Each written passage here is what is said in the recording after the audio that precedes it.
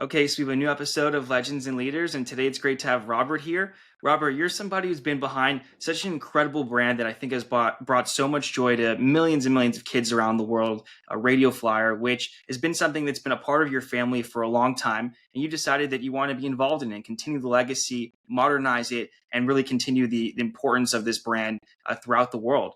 And so I think it's something that you have cherished, and you figured out how to make it innovative and different, stand out in today's world. And I'm excited to have you here and just get into your story and what you're doing.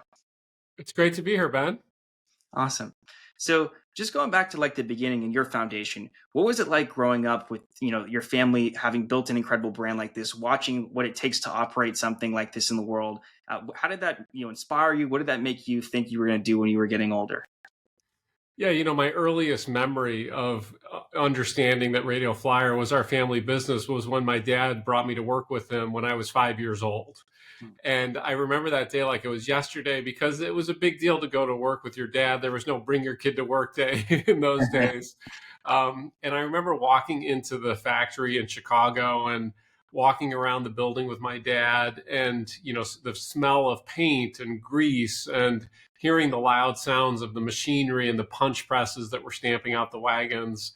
And on the conveyor line, there were all these red wagons going on the conveyor line to be painted and coming out of the oven. And it seemed like some sort of magical Rube Goldberg machine, that was all this stuff was happening. And we were cranking out these little red wagons and sending them out into the world. And I remember I asked my dad, where do they all go? And he said, well, they go to stores all over the country so people can buy them and bring them home and play with them. And I just thought it was so cool. I just thought it was like, wow, this is so cool. And that's really when I fell in love with Radio Flyer. Mhm. So, I mean, how old were you at that point? I was 5. That young? Yes. Wow. And so as you watched it, the business grow and you got older, I mean, was there a discussion in your family like, you should be involved in this? Because you could have probably went any path you wanted in life. What made you decide to actually join the family business and be a part of it? Yeah, I mean, I grew up working in the factory and the warehouse, in high school and college. So I got to learn more about, the business. And I just was always so interested in it. I love the fact that we created things, that we made products. And I love what Radio Flyer means to people. I mean, when you say Radio Flyer to people, usually the first thing they do is smile. And the second thing they do is tell a story. And they're always these wonderful stories about childhood. And they all say things like, I was playing outside, the sun was in my face, the wind was in my hair, and I was with my grandma who I loved, or playing with my brother. And I was imagining my wagon was a race car or a rocket. So there's all these great emotions and memories that people have associated with Radio Flyer. And I just thought that, wow, I'm so lucky. I was handed this opportunity. I'm in this privileged position. Can I make a contribution to the company? Can I do something with it that will both honor our legacy and try to take it to the highest level that we can? Mhm. That's awesome. I mean, to me, it's just like you have some of the most iconic toys and just products in the world. I mean, that red wagon, everybody knows that red wagon. It's been a part of almost everyone's childhood. How did that wagon come about? And like, what kind of goes into the thinking at the company to come up with new products? I mean, that product is so iconic. Yeah, well, my grandpa was a poor immigrant from Italy, and he came to Chicago when he was 16 years old. And his dad and grandpa were carpenters. And so when my grandpa was a young boy, he worked side by side with his dad and grandpa, and he learned all these carpentry skills. But they were really poor. So he came to America to find a better life. And he worked in any job he could find in Chicago. He worked on construction crews. He worked, carrying buckets of water for the, railroad companies, just, menial labor, anything he could do until he saved up enough money to rent a small garage on the west side of Chicago.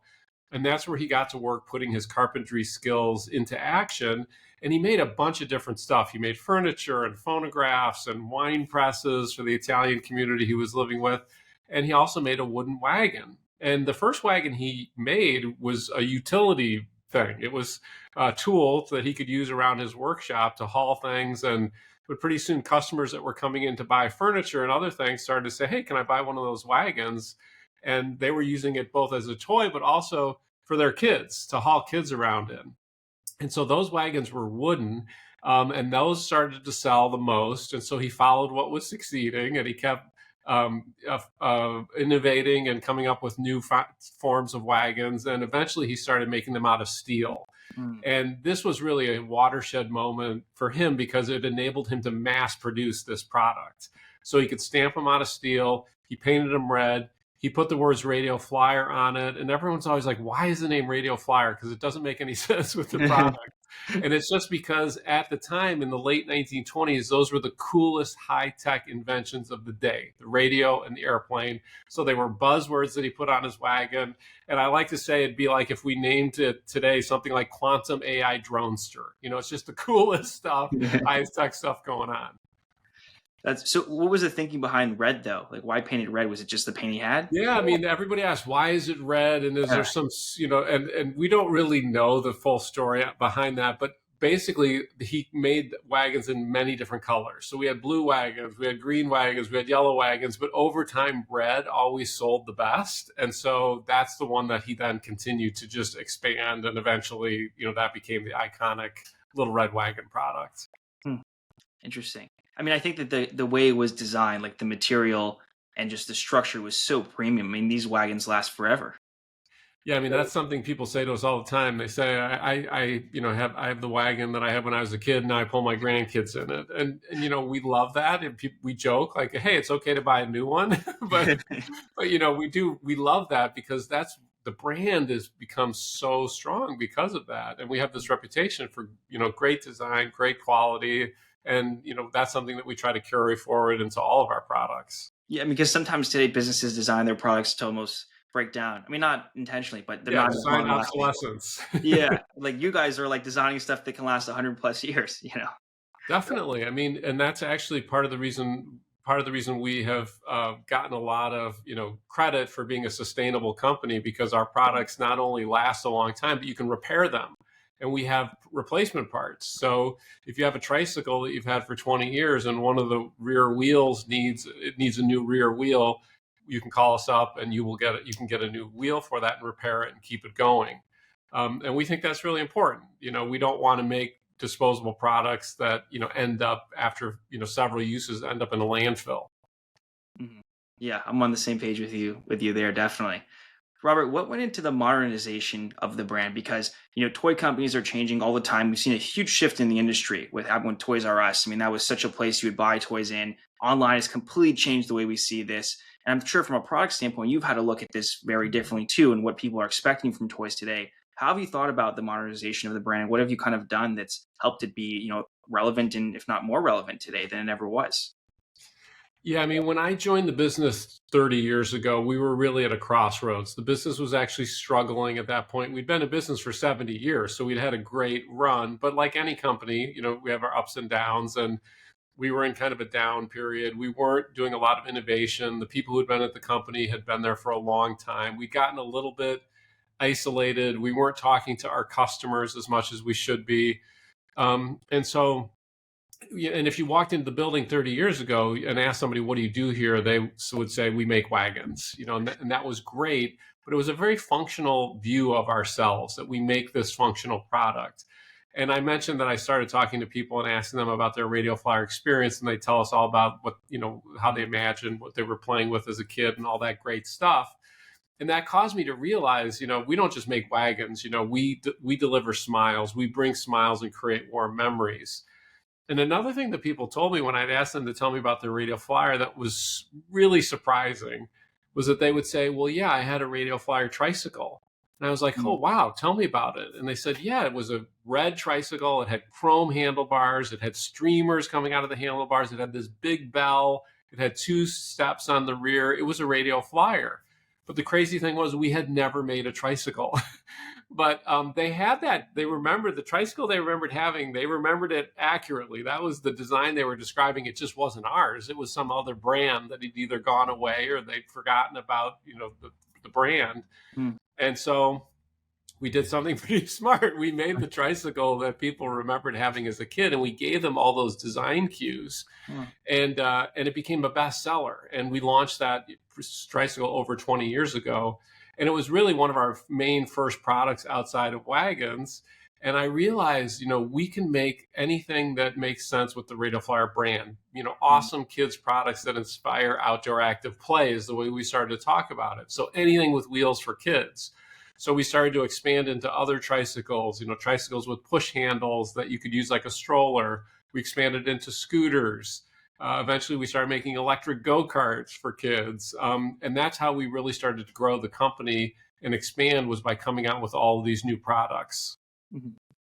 So you found that like the e-bikes and just like these kind of more electronic vehicles were really important to the brand. I mean, especially today. Yeah, I mean, we feel like, well, our electric go-karts, for example, when we started looking at this category of electric cars for kids, a lot of the electric cars for kids are licensed products. So you can get a Ford F-150 for your kid, you can get a Mustang, for your kid, and they're really cool. They look like a real car in miniature. But when we started to study them and watch what people were doing, that's something that our design team does a lot. We do tons of observational research. So rather than asking people questions, we just watch what they're doing so that we can try to uncover problems that we can solve. And these aren't like world-changing problems we're finding, but they're problems that we're finding that we can make a product better, more fun, more convenient, easier for parents to interact with. Those are the kind of things we're trying to solve. And when we looked at those electric cars for kids, we saw that, yeah, they're really cool, and kids can pretend they're driving a car like a grown-up, but they're really slow and they are kind of cramped inside. And so our teams decided, how could we make the most fun, most thrilling electric ride-on for kids? So we started to focus on a much simpler form factor. So strip away all that big plastic stuff. Let's just have a simple steel frame, real low to the ground, that goes faster but still safe, with big plastic wheels, so that you can drive this go-kart and you can spin out. And this, when we tested this with kids, we have a play lab and a test track here at Radio Flyer headquarters in Chicago, and we bring lots of kids in to ride stuff and test stuff. And we started testing this with kids. They wouldn't get off this thing. They were lining up for the go-kart. And so that's how we figure out what's going to sell. We look at how it's performing, how kids are gravitating toward it, how much they're playing with it, to see if it's something that we think could be a great selling product. So that's the story behind the go-kart. So there's a lot of kid testing and everything you guys do. You bring them in, yes. They test it out. Yes, and we do it in a lot of different ways. We do it on site, but on site, of course, they know it's Radio Flyer when they come here, so that's not a blind study, but we do blind studies where we'll go into people's homes and, we just show up as researchers. We don't tell them we're from Radio Flyer.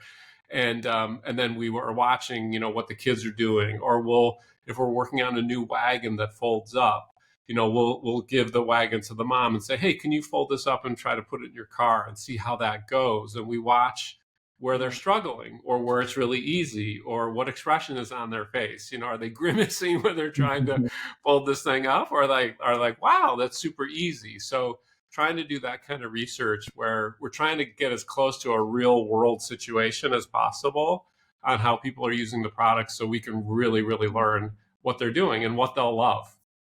Robert, with all the different products you've expanded this to since you've been, really at the company and involved, day to day and heavily, how important is the wagon still to the bottom line?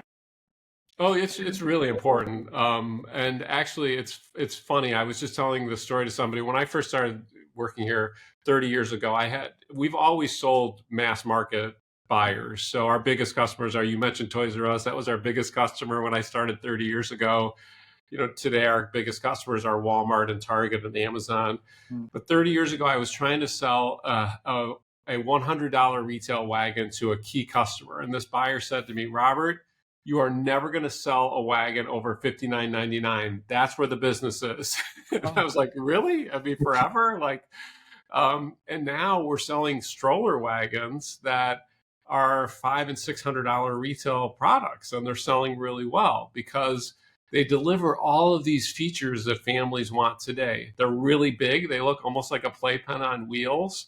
And there's a push handle on one side of the wagon, so you can push it like a stroller. And there's a pull handle on the other end of the wagon, so you can pull it like a wagon. It has seats, it has pockets, it has storage compartments. It's got everything that people want today.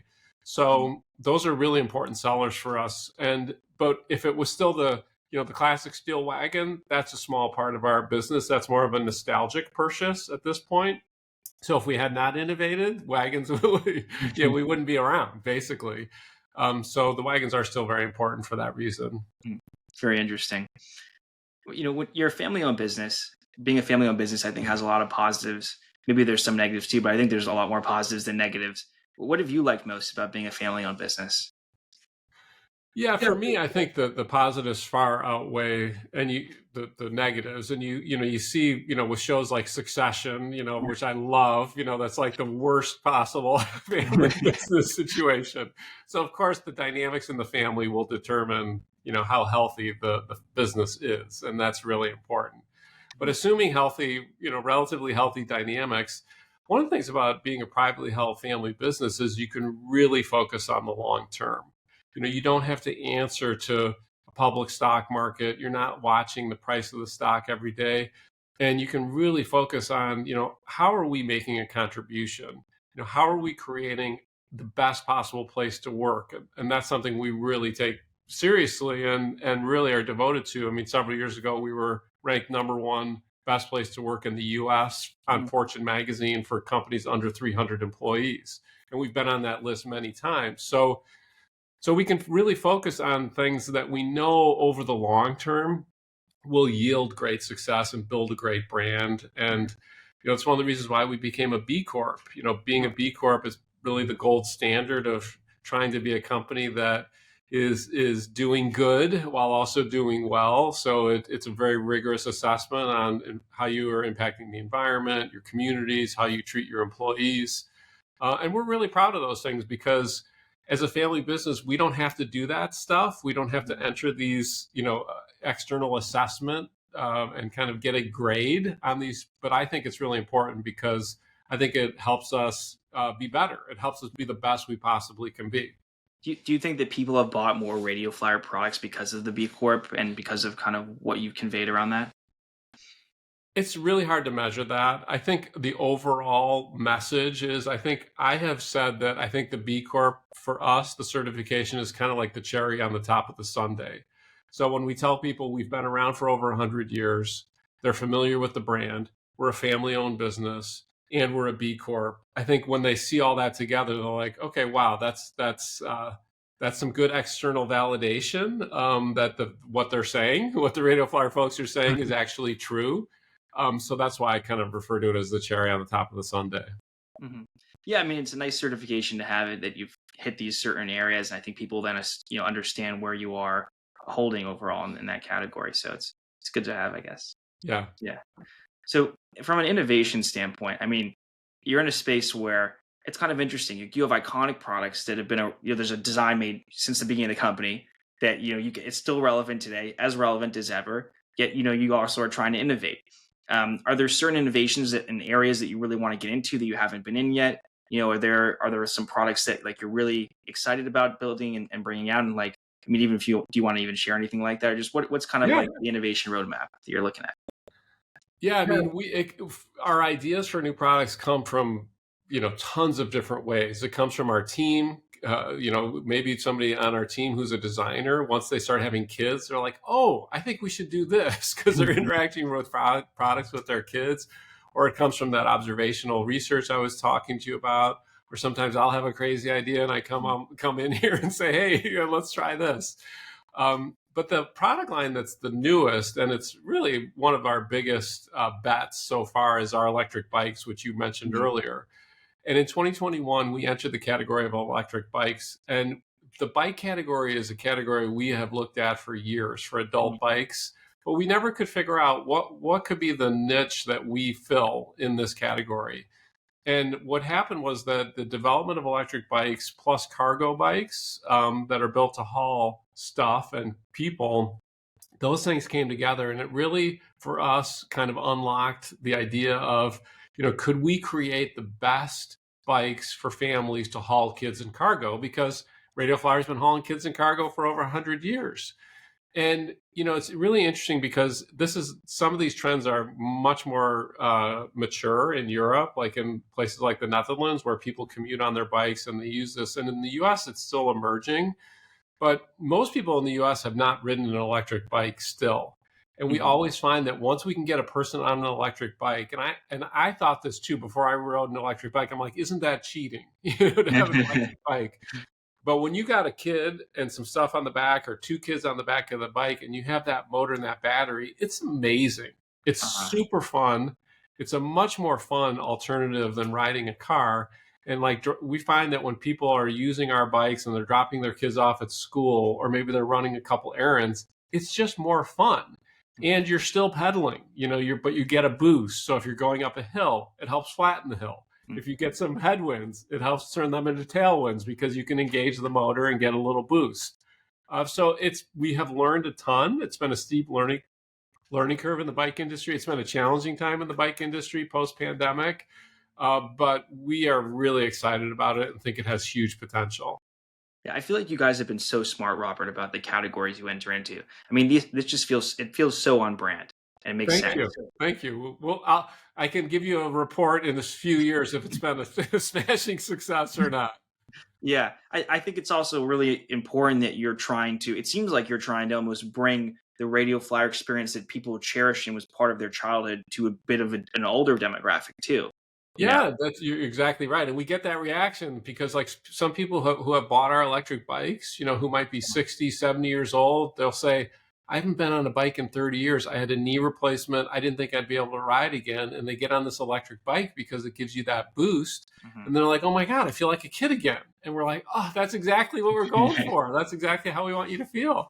Yeah, I think from a price point standpoint, what you guys are doing makes a lot of sense too, because people will pay a premium for something that lasts a lot longer. I mean, no one wants to deal with a product breaking down and pay less. I mean, you don't want to pay less and deal with that. You rather have something last longer, could last your lifetimes, things you're building. That's true. And with bikes, a lot of people find bikes kind of intimidating. Like if you go into a bike shop and there's like $10,000 bikes and there are these, guys in the bike shop who have got their spandex shorts on and they're talking about derailleurs and all this other stuff. And the way we've tried to enter the bike category is to make them extremely accessible and friendly.